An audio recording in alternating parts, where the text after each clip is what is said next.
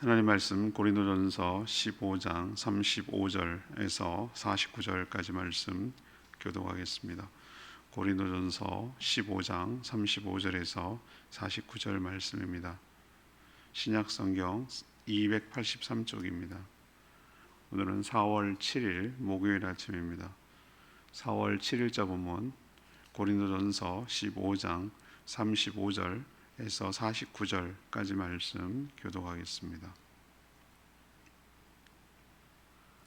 누가 묻기를 죽은 자들이 어떻게 다시 살아나며 어떠한 몸으로 오느냐 하리니, 어리석은 자여, 내가 뿌리는 씨가 죽지 않으면 살아나지 못하겠고, 또 내가 뿌리는 것은 장래의 형체를 뿌리는 것이 아니요 다만 밀이나 다른 것의 알맹이 뿐이로되, 하나님이 그 뜻대로 그에게 형체를 주시되 각 종자에게 그 형체를 주시느니라.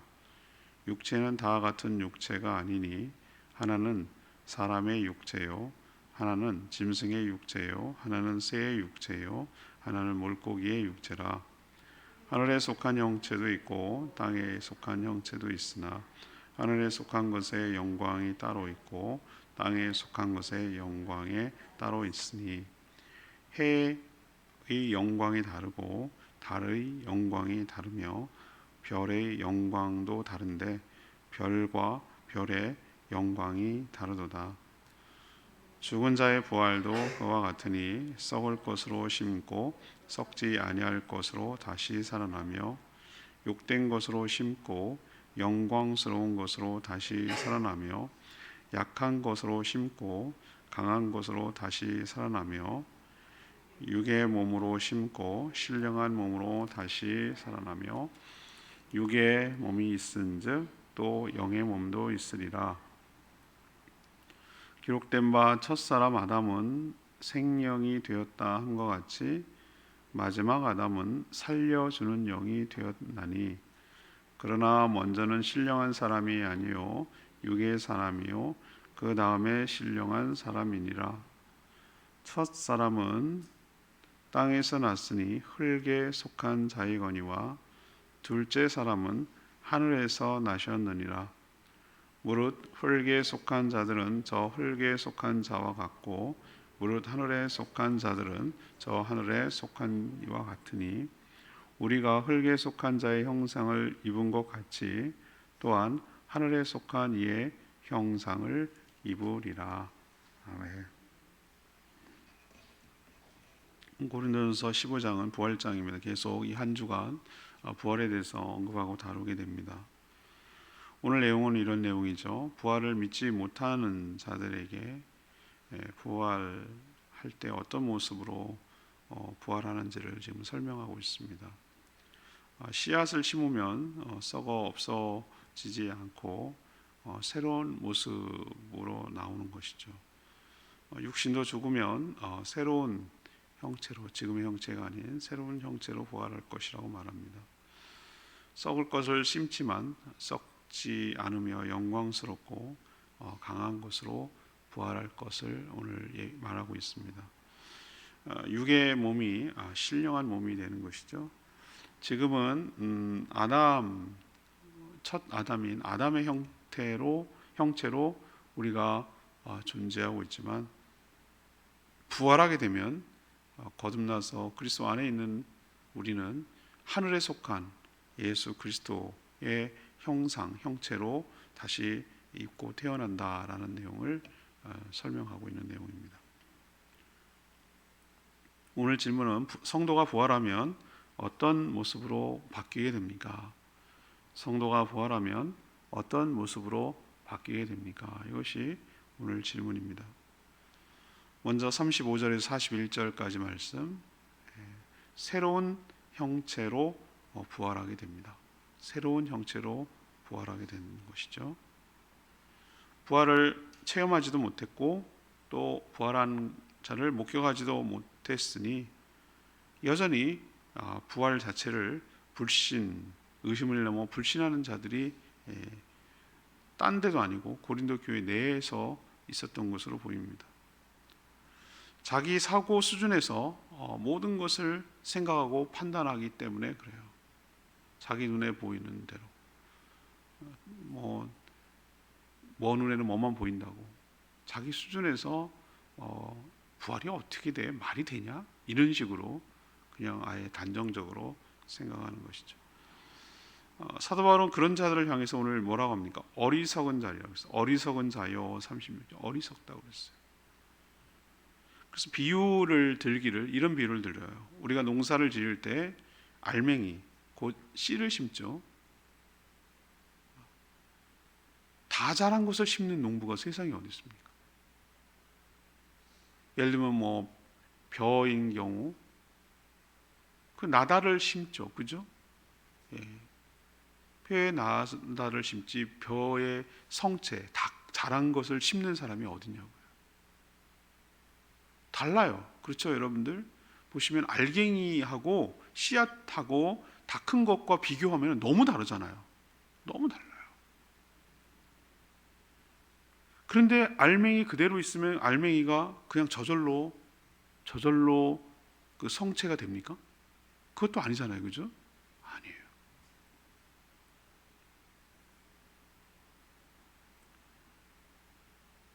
뭔가 모르게 씨앗 속에 그 다 자랄 것이 담겨 있죠. 연속성이 있다는 뜻이에요. 그렇지만 심지 않으면 아무것도 나지가 않는 것이죠. 심는다, 땅에 심는다라고 우리가 알갱이를 심는다 할 때 꼭 마치 어떤 느낌이 있죠? 그것이 풀어지고 해체되고 썩고 없어지는, 우리로 치면 죽는 것 같은 느낌을 받아요. 우리도 씨앗을 심을 때 자기가 부서지고 파괴되고, 그렇죠? 없어지고 형태가 사라지는 것처럼 느껴지잖아요, 처음에 보면.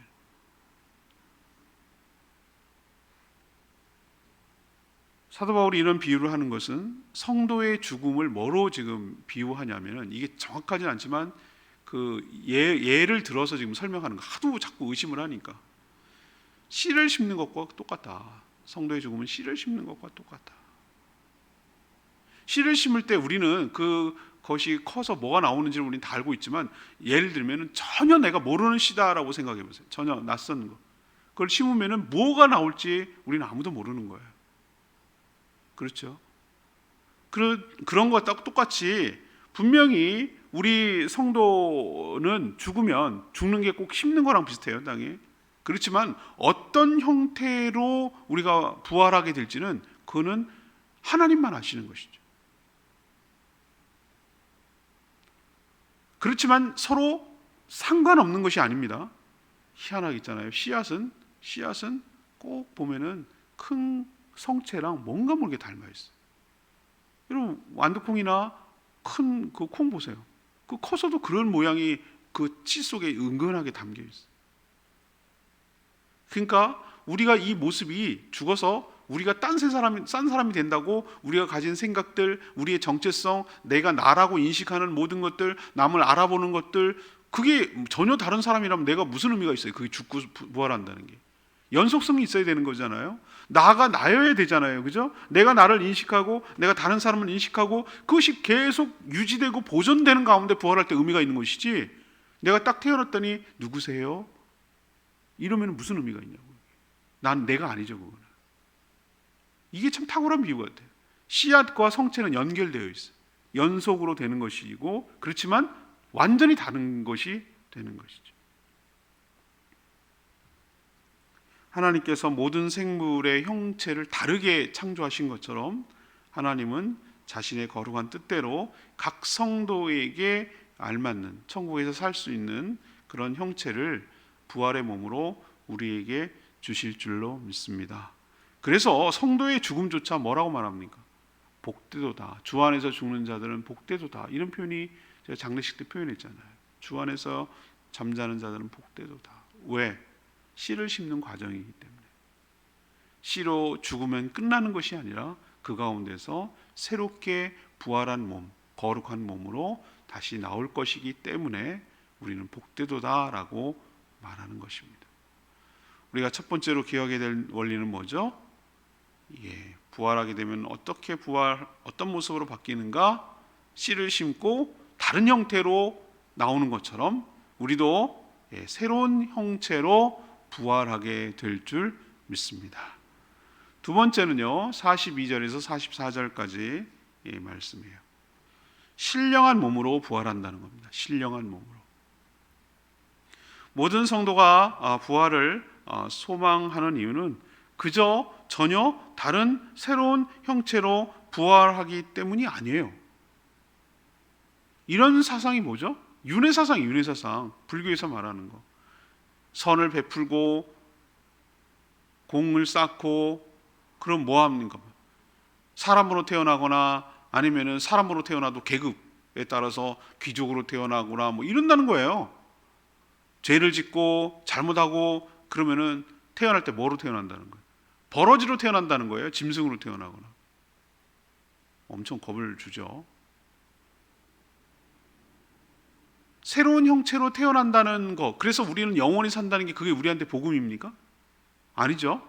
새로운 형체로 태어나는 것도 의미가 있지만 아니 비교할 수 없는 영광스러운 형체, 좀 더 나은 형태로 태어날 때 그때 의미가 있는 거잖아요.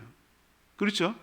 더 나쁜 쪽으로 지금도 연약하고 한계가 있고 병들고 늙어가고 뭐 이런 몸도 한계가 있는데 이것보다 더 못한 몸으로 부활한다? 그럼 그게 무슨 부활이 소망이겠습니까? 차라리 그냥 죽고 끝나는 게 낫지. 그걸 지금 염두에 두고 오늘 이야기를 하는 거예요. 비교조차 할 수 없는 몸으로 부활한다는 거예요. 썩을 것으로 심지만 썩지 아니할 것. 지금 그렇게 비교하고 있어요. 썩을 것으로 심지만 썩지 아니할 것으로 다시 살아나고, 욕된 것으로 심지만 영광스러운 몸으로 부활하고, 약한 것으로 심지만 강한 것으로 다시 부활하게 될 줄 압니다. 육의 몸으로 심지만 신령한 몸으로 다시 살아나게 될 줄 압니다. 제가 쓴 표현은 전부 다 사도 바울이 말씀을 통해서 표현하는 거예요. 원래 창조할 때는 그렇지 않았지만 죄를 지어서 타락한 후에는 인간의 몸은 이 죄 때문에 시간이 지나갈수록 어떻게 합니까? 쇠약해지고 또 병이 들다가 결국은 죽게 되어 썩어질 몸이 되죠. 그렇지만 부활의 몸을 입게 되면 그 반대 현상이 일어나는 거예요. 반대 현상. 우리도 보면은 어릴 때 보면은 애들이 하루하루 다르게 커가잖아요. 우리도 사랑이 크는 거 보면 놀라워요. 조그맹이였는데 지금은 덩치가 이만해졌어요. 엄마보다 더 이제 클 것 같아요. 좀 있으면은. 그렇잖아요. 쭉쭉쭉 크는 게 느껴지잖아요. 그냥 뭐 안 발라도 돼요. 그냥 그 모습이 싱그럽고 좋단 말이죠. 그러다가 이제 정점에 이르면 떨어진단 말이에요. 우리의 몸도 그렇게 점점점 새로워지고 더 힘이 생기고 더 활력이 넘치고 정말 좀 훨훨 아무런 제약 없이 자유롭게 건강하게 행복하게 그렇게 좀 한 번이라도 했으면 좋겠다. 이런 분이 있잖아요. 그냥 푹 자고 일어나서 개운하게 막 그렇게 했으면 좋겠다. 꿈꾸세요, 여러분들. 천국에서 우리가 부활하게 되면 그런 몸을 잊게 될 줄로 믿습니다. 어떤 제약도 없어요. 제약이 없다는 게 공간과 시간의 제약이 없다는 뜻이도 되는 거예요. 좀 원하는 그곳에 자유롭게 몸이 있는 상태에서도 자유롭게 움직이는 그런 몸이 될 줄 압니다. 우리는 지금은 죄의 유혹에 너무 취약해요. 보는 것을 더 갖고 싶고 탐심이 생기고 쾌락을 즐기려고 하고 뭐 이런 몸의 한계가 있단 말이에요. 그러나 그런 몸이 아니라, 죄악에 취약한 몸이 아니라 거룩하고 신령한 몸으로 바뀌게 될 줄로 압니다. 그래야 우리가 천국에서 살기에 합당한 몸이 될 수 있기 때문에, 물고기는 물에서 살도록 합당한 형체를 가졌잖아요. 그런 것처럼 우리는 부활의 몸 형체를 가져서 천국에 합당하게 살도록 그렇게 몸이 바뀌게 될 줄로 믿습니다. 어떻게 부활하냐고요? 두 번째 모습은 그거예요. 신령하고 거룩한 몸, 천국에서 살기에 합당한 몸, 자유로운 몸, 그런 몸으로 우리가 부활하고 바뀌게 될 줄 믿습니다. 세 번째는요, 45절에서 49절까지 말씀. 예수님과 같이 부활한다는 거예요. 예수님과 같이 부활합니다. 하나님이 처음 창조한 사람인 아담은 먼저 흙으로 형태를 만든 후에 그 코에 생기, 곧 하나님의 영을 불어넣자 생명이라는 것은 살아있는 영, 살아있는 삶이 되었죠. 살게 됐죠. 그러나 예수님을 보통 두 번째 아담이라고 표현하는데, 두 번째 아담이라고 할 수 있는 예수 그리스도는 하나님이 생명을 불어넣어서 된 것이 아니에요. 오늘 비교하기 위해서 아담은 생영이 되었지만 예수님은 45절에 표현하고 있죠. 마지막 아담 예수 그리스도입니다. 살려주는 영이에요. 차원이 다르단 말이에요. 수동적으로 피동적으로 하나님의 그 코에 생기를 넣어서 살아있는 영이 되는 아담의 후손이었다면, 우리가 지금까지는 예수 그리스도를 믿게 되면 예수 그리스도는 그 생기를 받아야 살아가는 피조물이 아니라 살아있는, 살려주는, 생명을 주는, 공급해주는, 받아야 사는 존재가 아니라, 두 번째 아담 예수님은 그 생명을 주시는, 내가 곧 길이요 진리요 생명이니 그랬잖아요. 생명이니 그랬거든요. 이 살과 이 피를 먹는 자마다 살아나 참된 양식이라고 그랬거든요. 이게 뭐냐면 생명이라는 뜻이에요. 생명. 그 생명을 주시는 분하고 생명이 되는 아담하고는 차원이 다른 말이에요. 차원이 완전 다른 차원이란 말이에요. 예수님 자체가 생명입니다. 생명의 근원이시기 때문에 우리에게 생명을 주실 수 있는 것이죠. 첫사람 아담은 흙, 곧 땅에서 났지만 둘째 사람 예수 그리스도는 땅이 아닌 하늘에서 나신 분이에요. 근본과 근원이 다르단 말이에요. 아담의 자손으로 태어난 우리는 아담처럼 죄를 짓고 살게 되고, 그렇게 살다가 아담처럼 흙으로 돌아가는 존재가 되죠. 그러나 예수 그리스도를 믿음으로 거듭나서 예수께 속한 자는 하늘에 속한 예수님처럼 하늘의 형상을 입게 될 줄로 믿습니다. 부활할 때 모습을 우리는 알 수가 없어요. 어떤 형태로 되는지. 그러나 첫 열매 되시는 예수 그리스도를 통해서 우리가 알 수 있어요. 우리가 분명하게 알 수 있는 것은 예수님과 똑같이, 예수님이 부활하셨을 때처럼 우리도 똑같이 첫 열매가 되면, 우리 두 번째, 세 번째 열매라고 그랬죠. 샘플이 하나가 시제품이 나왔으면 그 다음에는 똑같은 게 나온단 말이에요. 그런 것처럼 예수님이 부활하실 때 그때 모습처럼, 그런 모습처럼 우리도 부활하게 될 줄로 압니다. 걱정하지 마세요. 예수님처럼 완벽한 분이 세상에 퍼펙트하죠. 완벽한 분이 어디 있냐고요. 우리도 완벽한 몸으로 다시 부활하게 될 줄 믿습니다. 오늘 레마의 말씀이 49절 말씀. 우리가 흙에 속한 자의 형상을 입은 것 같이 또한 하늘에 속한 이의 형상을 입으리라. 인간이 아무리 타락했어도 아담의 후손으로 아담이 가졌던 형상을 가지고 있죠. 마찬가지로 우리가 아무리 죄를 지었어도 우리 죄를 속죄하신 예수 그리스도를 믿어 거듭났다면 하늘에 속한 그리스도, 예수 그리스도의 형상을 입게 될 줄 믿습니다. 예수님은 하나님의 형상을 가진 완벽한 사람이에요. 그래서 예수님처럼 된다는 것은 인간이 가질 수 있는 최고의 형상을 입게 된다는 뜻이에요. 그래서 우리가 소망을 갖게 돼요. 죽으면 끝이 아니구나.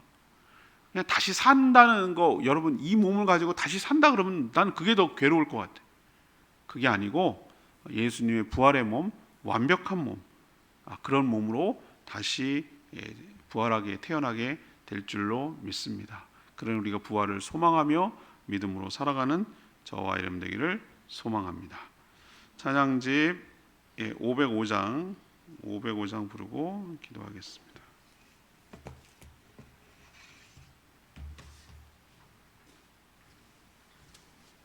찬양집 505장 나는 믿음으로 주 얼굴 보리니 찬양하겠습니다.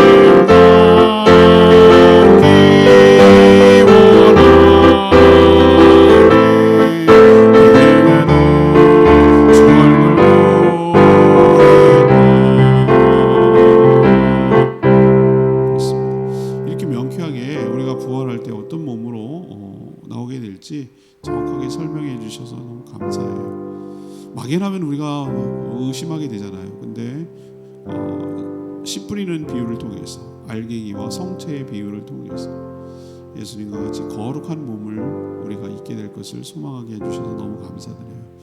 우리도 죽으면 끝이라고 생각하면 우리가 얼마나 절망스러울까요? 그런데 그것이 아니라 예수님처럼 거룩한 몸으로 부활하게 될 것, 질병도 아픔도 늙음도 추함도 없는 완벽한 몸, 죄를 지을 수 없는 몸으로 다시 부활할 수 있다니 얼마나 기쁘고 감사한지.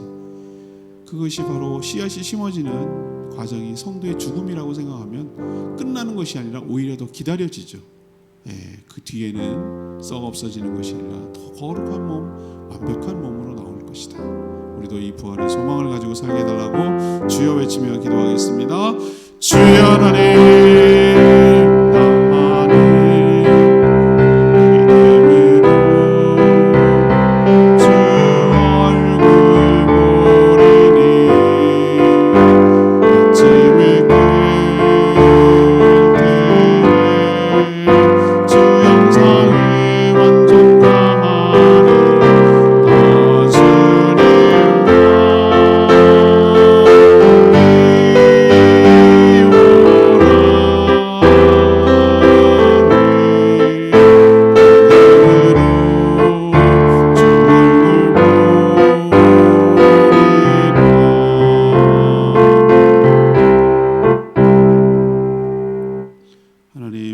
주변에서 일상적으로 죽음을 목격하니 죽는 것은 당연하게 여기면서도 부활은 여전히 믿지 못하고 살아가는 자들이 많습니다.